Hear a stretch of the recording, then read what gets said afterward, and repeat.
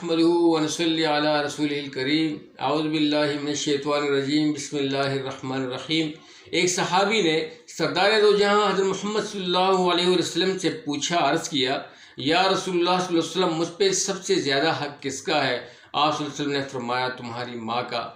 پھر وہ خاموش رہے، پھر پوچھا، یا رسول اللہ صلی اللہ علیہ وسلم مجھ پہ سب سے زیادہ حق کس کا ہے؟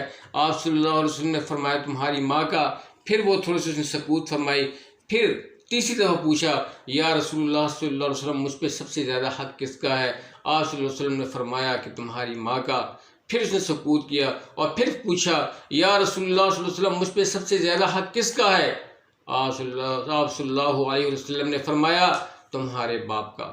تو میرے بھائی بزرگ دوستو، ماں اور باپ کا بہت زیادہ حق ہے۔ اللہ تعالی ہمیں ان کی خدمت کرنے کی توفیق عطا فرمائے، آمین ثم آمین۔